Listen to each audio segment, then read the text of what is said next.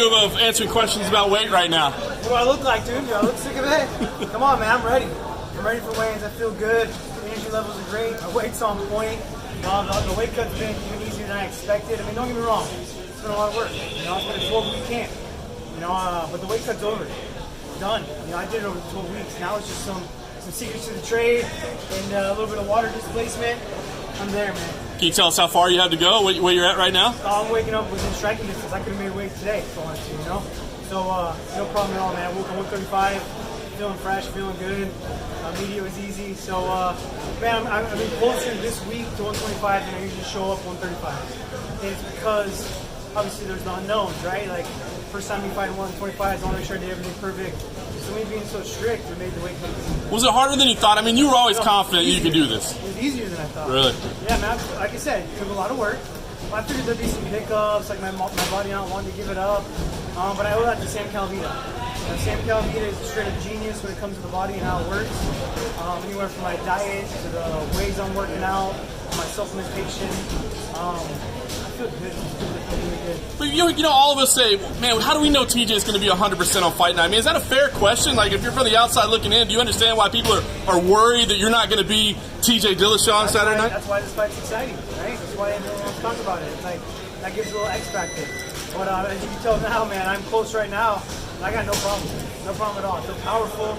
I'm stronger than I was in the last game. It's no joke. I put up new PRs in my snatch, put new PRs in my clean and press. So I'm powerful. I'm explosive. You know, I'm setting new lactate threshold levels on the bike.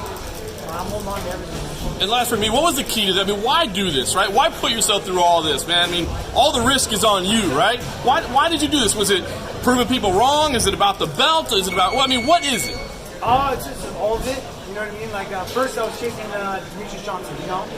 Arthur was saying he was the greatest pound-for-pound fighter. That's my spot. I really believe that's my spot.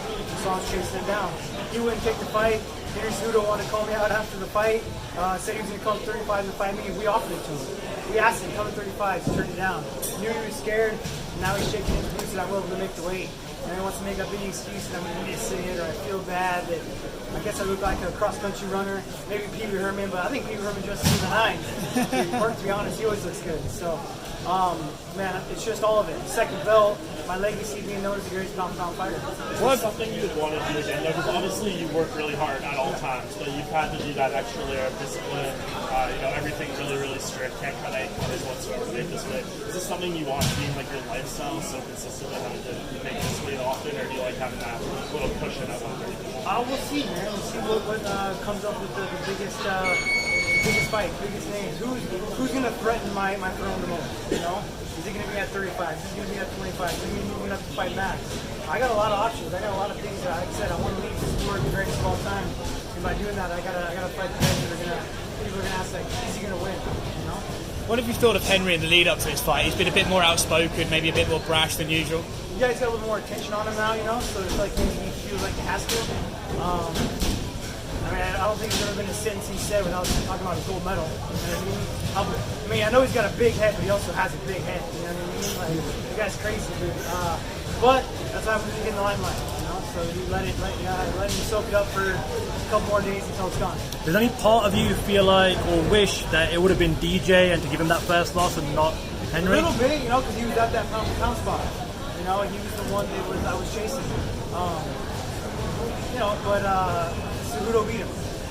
And he's a gold medalist. You know, I have respect for him for that. You know, wrestling's a very, very, very tough sport. It's the hardest sport still today I've ever done. And so when you get that medal, I got respect for that, you know? But it don't matter when we get engaged. And you mentioned it earlier, but to become only the 7th two-weight champion in UFC history, what will it mean for you and your legacy? Everything, that's the point. You know, break the record. I'm the first one ever to go down and do it, put that much work in. It means everything. You know, my legacy means everything. Danny has been trying to save the flyweight division. Anything for you to maybe end the flyweight division? I can care less. You know, if the UFC wants me to be an assassin, if they want to hire me to go down there and end it, I'll end it. I'm the champion of world weight class to bring it up anyways. And if they don't cut it, awesome too. I don't really care. It's more about myself. You know, this is a selfish sport. You go in there yourself, you get paid yourself. Obviously, I got a team, One Archuleta, a training lab that helped me get there.